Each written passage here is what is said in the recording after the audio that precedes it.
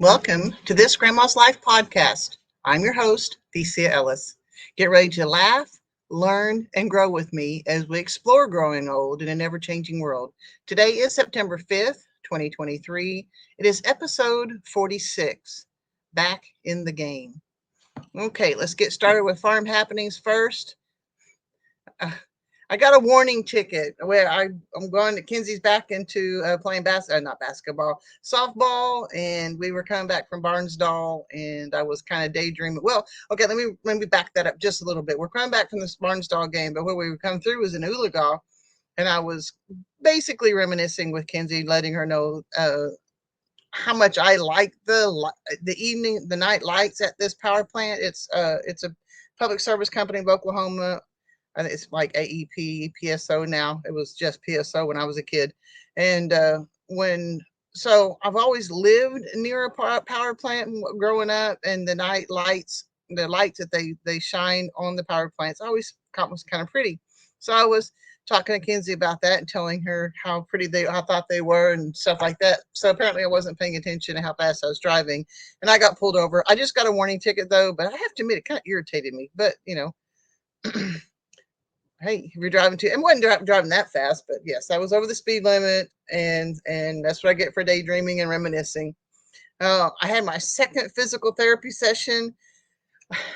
I have the backs of my heels. I'm just going to give you a quick background on this. The backs of my heels have been swelling up and swelling up, and I knew they hurt, but I wasn't paying that much attention to them. And I was even getting bigger sizes shoes, big enough to where I couldn't. It was getting very painful. The swelling on the back of my heel hurt, and it was shoving my feet forward in my shoes, and I was having really painful calluses on the end of my toes and stuff too. So when I was taking Kenzie to the doctor for her knee injury, I asked at the orthopedic place because I had scheduled an appointment for a podiatrist, but it was going to take me 2 or 3 months to get in there, and I was in a lot of pain. So I thought, well, while I'm here, why don't I ask and go to see if they can do something with me for the orthopedic guy? And I'm so glad I did. But I did my second physical therapy. The swelling in my heels is going down enough that the calluses on the end of my toes are diminishing. And I am so grateful for all that. My knees still give me some fits, though. I don't know why my knee is so swollen, except for the fact I've been walking improperly for so long. But um, yeah, the lady, the physical therapist, is very good. She comes up with new ways to torture me, but I'm getting results, and I'll be tortured. I don't care. Um, it's good, and I feel better enough that I'm actually getting around and doing a little bit more. I was kind of getting down. I was getting kind of depressed, and I still struggle with it a little bit because you got to know. I know I'm 61 years old. I should be slowing down, but I ain't ready to slow down yet. And just 6, 8 months ago, I was jumping and running and doing stuff, and now I'm just barely walking. So it's been kind of hard on me. And but I've been feeling better enough that one evening I was able to volunteered a place. They I can't remember. I think it's I can't remember what group it is. It's called like Food for Kids. So we have cases and cases of food, and I do the word loosely, mainly because it's Rice Krispie treats and little fruit cups and lots of carbohydrate stuff. But I guess that's what kids like and want anyway, and that's what they've been able to get hold of. But we do all the little crackers and cookies and cans of beanies and weenies and beef stew and stuff like that. And just last time they even has a jar of peanut butter they can give to some people. So what we do is they have all these cases open, and then we have grocery bags, plastic grocery bags, and we make the round and pick out one of everything and stick them in our grocery bags and tie it up, and they put it in different laundry baskets to take to different schools. And different schools, I don't know why they have different schools have different needs. So one time they go, oh, this is week one, and this is what you do for here, and um, so the menu changes from week to week, I guess is what the deal is. And we spend about an hour, and we're all volunteering there. But the people I'm volunteering with are so fun. It's now pastor and sometimes his wife, and she was there this time. Other people in our church are there, and then there's a couple other people that help to volunteer there that you don't know, but you get to know them. And we sing and we laugh and talk, and we go round and round and round. And filling up the different bags and stuff. But I kind of enjoy it. But it felt good to be feel good enough where I could actually participate in that and fill up these bags so that these kids can have some food. They do the bags of food. They deliver them to the schools, and then the schools distribute them to particular kids so that they can put these bags in their backpack and take it home. So when they go home, they have something to eat. I think that's sad. I don't understand. I struggle with that. I mean, I'm glad that I'm able to participate, that children can eat and actually have food instead of their parents spending all the money on sodas and all that other stuff, because they're getting food stamps and stuff too. So I don't know. I struggle with it. I struggle with the fact that the government takes all that money and just disperses it in food stamps, or what I'm saying on that, and it's abused that we still on a private level have to feed these kids. So I struggle with that, but you know what? If I'm doing my part to help people eat, then I'm doing my part. Um, I took a day off, guys. Well, kind of. I ran around, got a bunch of stuff done in the morning so that I could spend an afternoon with a friend of mine at her house at a swimming pool. And I spent 2 or 3 hours or more, 3 or 4 hours, just hanging out in the swimming pool, talking to other ladies. And I have to admit, I needed it. Well, I needed it for a couple of reasons. I needed it because I schedule myself tight. I schedule myself way too tight. And a friend of mine, Kate Ash, had said something about feeling like your schedule is kind of like a filing cabinet. And you think, well, I got 15 minutes here. I can slip another thing in there. So the filing cabinet gets so full and so crammed. And my filing cabinet was on the verge of kind of exploding on me. And so I felt guilty about it in some ways, but I have to admit, I knew I needed it. So just hanging out in the swimming pool for an afternoon, talking to some fun ladies, talking about neat stuff, just doing nothing essentially. And it was good for my knee too, because it was cool water. It helped the swelling go down on my knee, and that was nice too. So not standing on my knee, not working, not tugging or pulling or hauling or doing anything like that, just hanging out in a swimming pool, in a cool temperature swimming pool. It was just nice. It was nice to visit with the ladies. It was nice to just do nothing, even if I did feel a little guilty about it. All right. I can't believe this is happening now. I don't know, how old are the piglets? 4 months, maybe even 5 months. But I finally got them all named. I mean, Yoda, I've had him named all along because he was deformed enough. He had kind of like Yoda ears. I don't know. He was just shaped funny. He's the one that I got castrated, and so he looked like Yoda. He was easy to name. And I have to admit, I've fallen in love with that little piglet. I'm pretty much in love with all my pigs, but Yoda is special. He doesn't even know it. He's just a slow little guy that's in his own little world and does his own thing. And he's just adorable. I won't lie.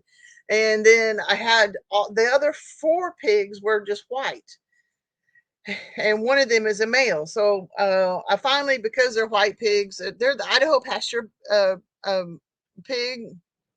So uh, all of them have the little wattles on their cheeks, and Yoda's the only spotted one I have left besides Daisy, the other mom, a different mom, different sow. But all the rest of Waddles, that's some other sow's mom's name. Uh, they're white. So it was a little difficult before I started actually paying attention to determine what one from another. Well, obviously, the male was a male, and so I named him Wilbur finally. And then the other three, I studied them for a while and studied them. And one of the little females, apparently, she's got a little more cooney in her because she's shorter and more stout and cute as a button. But she's not going to be real big, I don't believe, because she is definitely a couple inches shorter than the other ones. And so I named her Tinkerbell, Tink for short. And so I thought, okay, get one more. So I got three more to go. Was that right? No, two more to go. So then the other two pigs that looked very similar, they were similar in size. They were both of the whitish stuff. But then I got to look at them more closely, and one of the females has more of a blonde yellow color to her, and the other female is a whitish color. So the yellow one, I named her Goldie Hawn, and the white one I ended up naming her Crystal. So my piglets that are left are Yoda, Wilbur, Goldie, and Crystal. Goldie Hawn and Crystal. So I don't know. I'm kind of ashamed that I've taken so long to name them, but at the same time, I'm really kind of happy to get it done. I'm happy that I finally paid attention enough where I can name them. I mean, if they're going to be so special to me that they make me smile every time I go out and visit them and I enjoy talking to them and petting them and stuff, you think that I would take the extra step and name them. And I finally did. My scythe arrived. I have been trying to buy a scythe for maybe 2 years. I have tried like 5 different locations to get a scythe, and some people go, "What, a scythe? Are you talking about a sickle?" Yeah, it's kind of like a sickle, but it's a scythe. I don't know. I don't know the difference, but it's a scythe. And my scythe finally arrived the other day, and we got it put together. I tried to put it together, but I wasn't smart enough, and I was checking it out. And once I get the feel for it, I'm going to start being able to knock out some stuff. I did do some knocking out. I'm going to do a video on that and put it out here pretty soon, and show you my scythe and why I got it and everything. But I was excited because I've been trying to get it for a while. I would order it and they would say, "Oh well, it's back ordered because everything that we need to build it." It was during the time that you couldn't get little things like you could get a window, but you couldn't get the screws that would screw the window in or something. You know what I'm saying? Or you could get doors, but you couldn't get the handles for them. It was just a supply issue, and so everywhere I had tried to order a scythe for I think 2 years, I they just wasn't able to get one, and even the one that I got was on back order for a month or two. And I finally got, and it was from Layman's. I think that was the second time I had tried to order from Layman's, and this time it finally came in, and I'm glad. And it looks like it's really good quality, and it's going to be pretty good. And I was pretty impressed with that.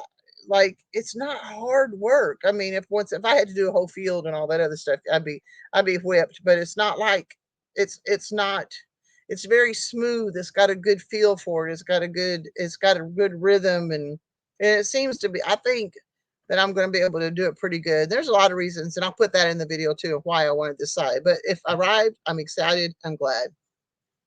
Okay, I know you guys know a couple of months ago that I had said that Kinsey and I had applied for passports. My passport came in, but Kinsey's did not. I don't know what the deal was.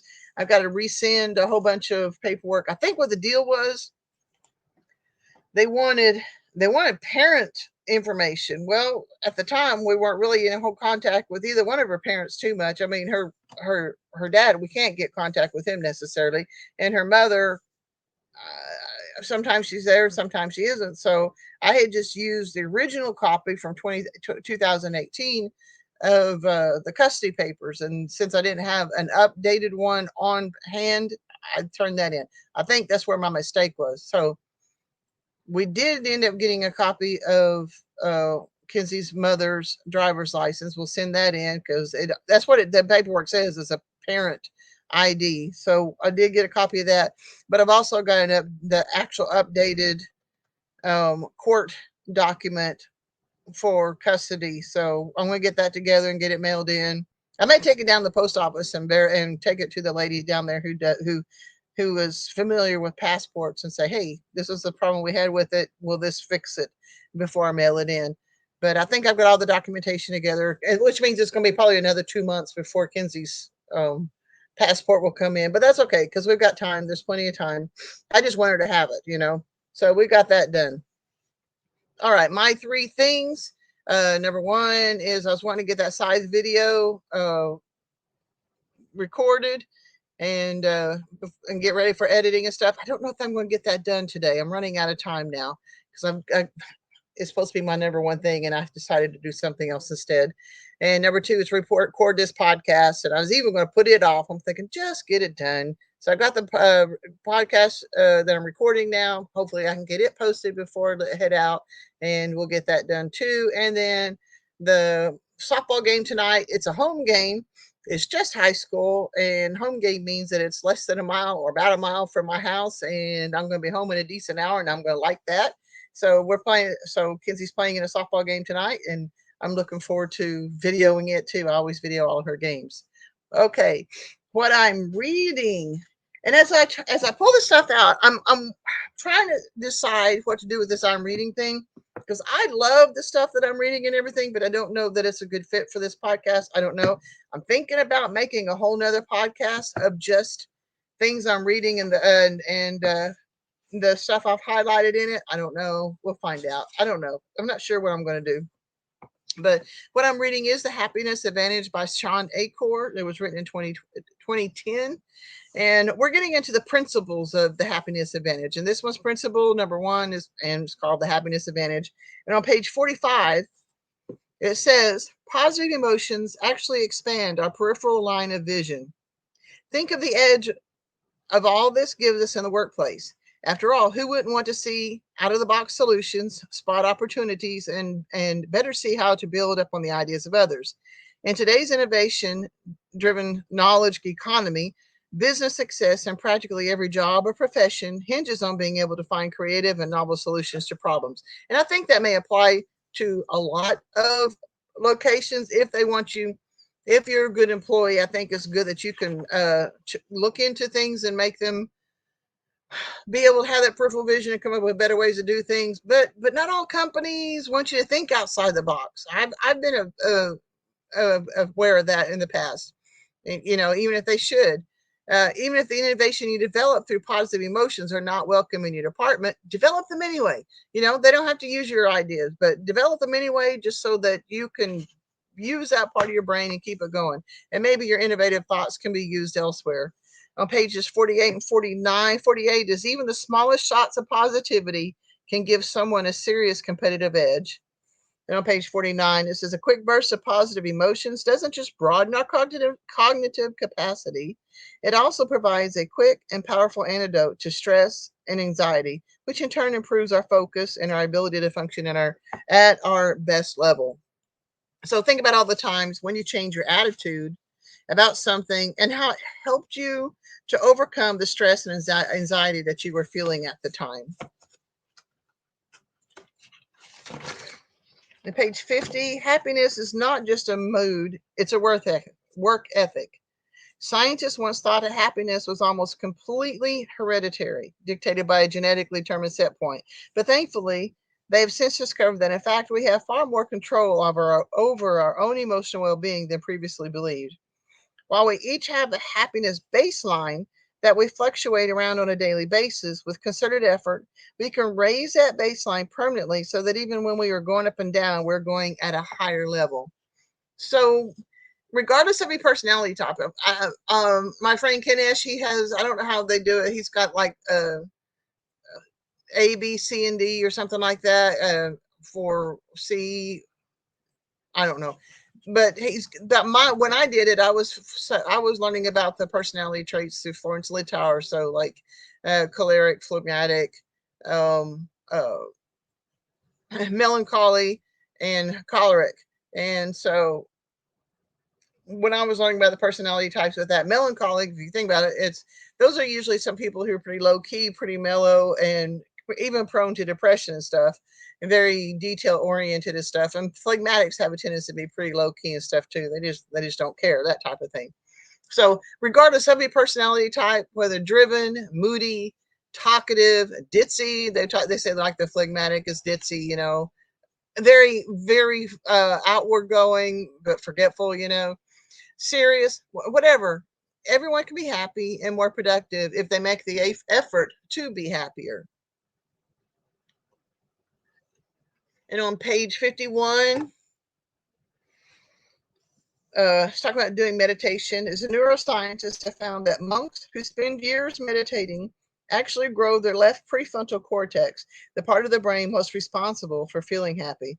But don't worry, you don't have to spend years in sequestered, celibate silence to experience a boost. Take just 5 minutes each day to watch your breath go in and out. While you do so, try to remain patient. If you find your mind drifting, just slowly bring it back to focus. Meditation takes practice, and I agree, but it's one of the most powerful happiness inventions. Studies show that in the minutes right after meditating, we experience feelings of calm and contentment, as well as heightened awareness and empathy. And research even shows that regular meditation can permanently rewire the brain to raise levels of happiness, lower stress, and even improve immune function. And yeah, I don't know if you've ever tried in our day and age of short attention spans and stuff. Some form of meditation can be helpful in helping us to focus on the activity at hand, along with the happiness we're also trying to cultivate. All right, I'm listening to the 10X Rule by Grant Cardone the second time. I'm almost done with that. I'll have a different one that I'm listening to. Of course, I'm still also re-listening to Atlas Shrugged by Ayn Rand, and so that's other stuff that I'm listening to. What I'm writing, I am still writing in my journal. I'm getting better about doing that. It's courting. It makes a difference how late we come in and stuff like that. Because like during the really extreme heat that we were experiencing, they had moved softball games to 8 o'clock at night. We weren't getting home until 10 or 11 o'clock at night, and I was not doing my prayer journal at night after that. But also, I'm trying to get up earlier in the morning to work on a book that I'm writing. And this chapter I'm working on is talking about the dating mindset, regardless of how old you are and stuff. I'm trying to do a book about getting your mindset properly in dealing with the opposite sex, essentially. So I don't know. I am no expert, but I have been around the block a few times, so I think I can be helpful to somebody with that one. I don't know. All right, my quote of the day. Is live a life that is a statement, not an apology. And I looked and I can't find an author for that one, but I still like it because I think too often we have been trained to fit in, to uh, be part of the world, and what and to be different and stand out is not a good thing. But I still say live a life that is a statement, not an apology.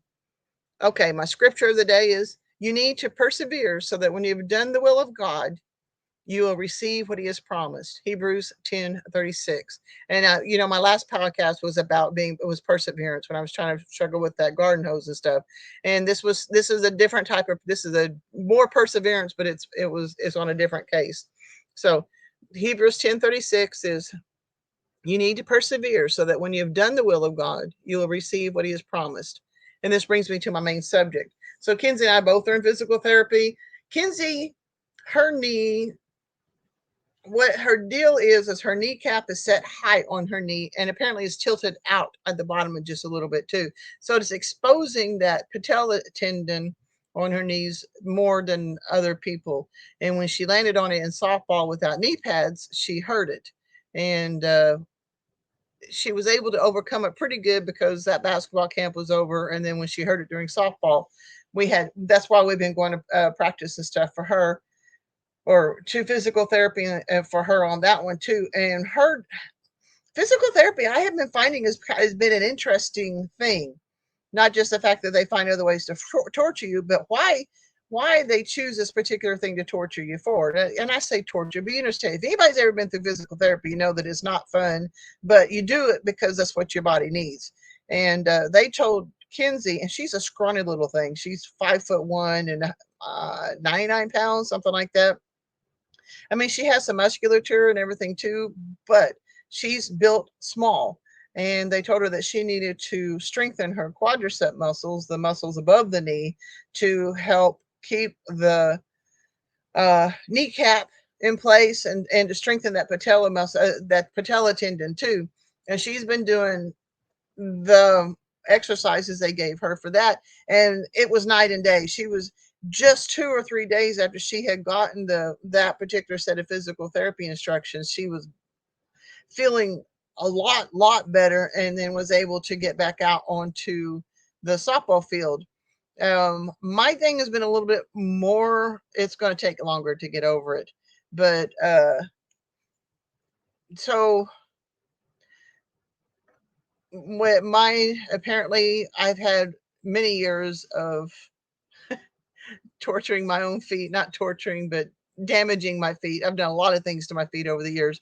And I spent about 10 years being about half crippled with plantar fasciitis. And I had to, I had even gotten 20% permanent disability on my feet that I forget sometimes, because when your feet get to feeling better, you forget.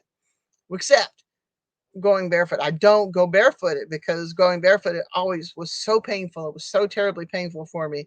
And now this physical therapist telling me to take my shoes off, and I'm not gonna lie, it strikes fear in my heart to walk someplace without shoes. And I'm trying to do it better, but I don't last long. And so my physical therapy is different. She told me I need to strengthen calf muscles. I'm thinking, what the heck? I'm a strong old lady. If you ever saw my calves, they're huge and muscular. But I had walked improperly so long. There's a particular set of calf muscles that has weakened considerably, and that's what's contributed to some damage to my feet and my knee. So mine's going to be taking longer to get over, and a little bit more torture. But that's the perseverance thing I'm talking about. Kinsey rested her leg, and she persevered and did her physical therapy and was able to recover quickly and is back out on the softball field. She's not 100% by any means, but she is much better. I'm having to persevere. I'm seeing improvement in my heels, which hopefully in the long run will make an improvement in my knee that has stayed very swollen. But I have another doctor's appointment here later on this week, and I'll find out what they say about it. But I'm looking forward to I'm liking the physical therapy. It hurts. Some of the stuff I do hurts, but because I'm seeing um at least some result, I'm willing to persevere and continue with it. And so that was my whole thing of the day. Today is physical therapy, perseverance, and all that other stuff. Um, this brings me to my story of the day. I had one story, but guys, one story reminded me of another one, and I'm going to get emotional.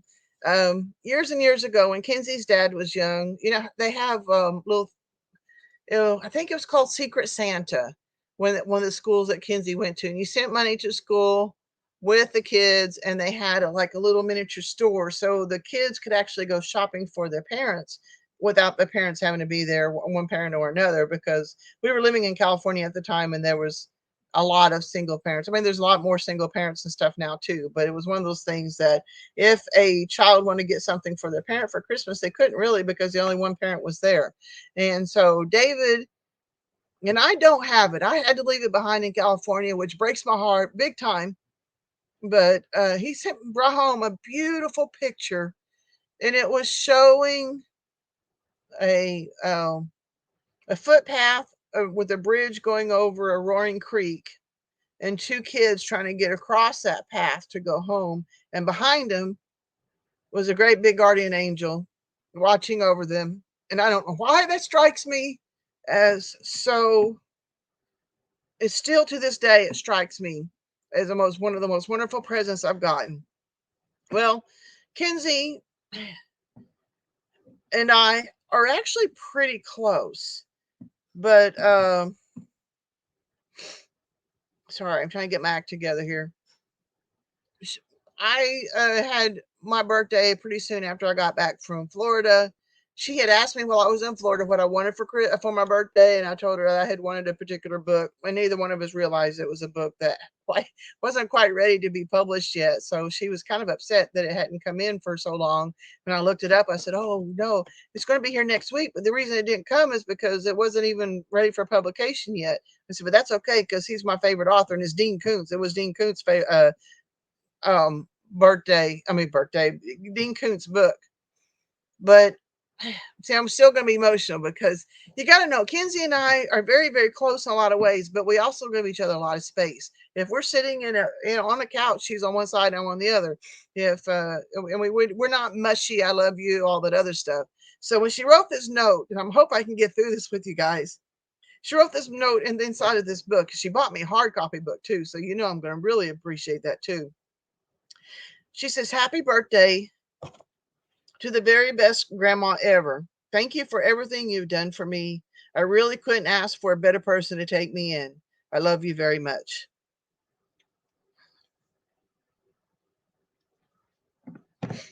I gotta love her. I mean, I adore her anyway. But her telling me or writing me that she loves me has touched me so much, obviously, because I'm such a crybaby. But we don't tell, I mean, I tell her when she hears I love you from me, I'm not one who goes, oh, love you, love you. If I tell you I love you, I mean I love you. So when I'm telling her I love her, I'm talking about her something very specific, and I want her to know how much I love her. So she knows if I tell her that I mean it. And she is very protective of her feelings and thoughts and everything. And I don't blame her not one little bit. But uh, that was the best note I've seen in a long time. And hopefully I get my act together and finish this. But all right, the question of the day: is there a gift or note or a picture that have been drawn from a child or grandchild that has really touched your heart? I would like to hear about it. You can email me at theciaellis@gmail.com and let me know about a gift that you have received from either a child or grandchild. You know, even if it's a picture, whatever it is. Some things just really touch your heart, and I would love to hear about them and see them. Thank you, Dice. All right. My income producing activity of the day is the Self Reliance Festival. Oh my gosh, guys. That's coming up quickly. That's coming up in just a little over a month. I'm excited. I'm looking forward to going. And I'm going to have some Healthy Heifer skincare cream from a friend of mine that I'm going to get to sell there. I'm going to reconnect with a whole lot of really cool people. Joel Salatin's going to be there. It's too late for the early bird special, but for $95 a ticket, that'll get you for the whole weekend. They have other things if you go on that site. I mean, I think there's a chicken processing class done by Joel Salatin. That's extra. I can't remember how much it costs to do that, but for $95, that gets you all day Saturday, all day Sunday, up until about 5 o'clock on Sunday, and they can go go and really meet some kind-hearted, go-getter, down-to-earth people. And that's one of the main reasons I like going to that, because they always say that you feel like you're all alone when you're doing all this stuff out here. And I feel alone a lot doing my stuff on my homestead. And most of the time I really like it, but when it comes to I get overwhelmed sometimes. There's more here than I can do and stuff. And every once in a while, I just need a little bit of encouragement from people who are kind of doing the same thing. So I would love to see you guys at the Self Reliance Festival. I really would. And come and tell me, and I'll do my very best to have a good conversation with you. I'm not very quick on my feet when it comes to talking to people, but I will really appreciate to get to visit you. So go to my link below, Self Reliance Festival, for that affiliate link. It won't cost you anymore, but it does help me out, and I would certainly appreciate that.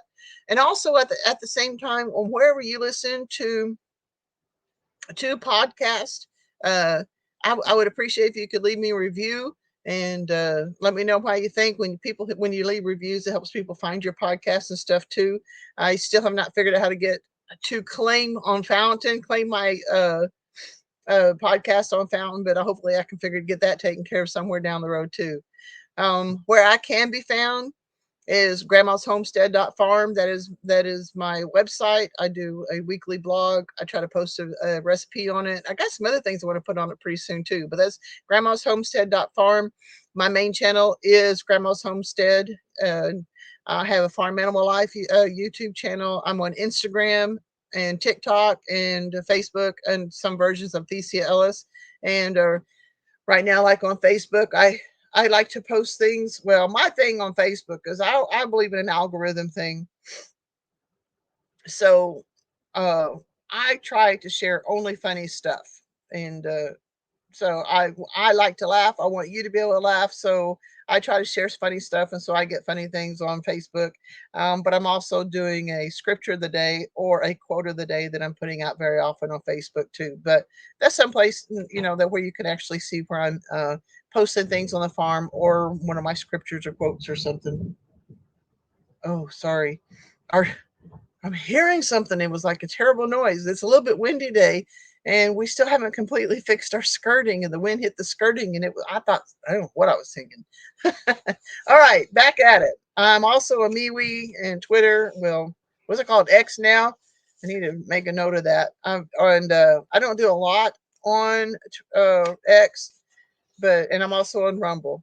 All right, guys, that's all I got for you. I'm sorry I got all emotional in you, but hey, that's the way it goes. God bless, guys. I pray that you have a wonderful day. I pray that you learn how to be happy in your life and stuff too.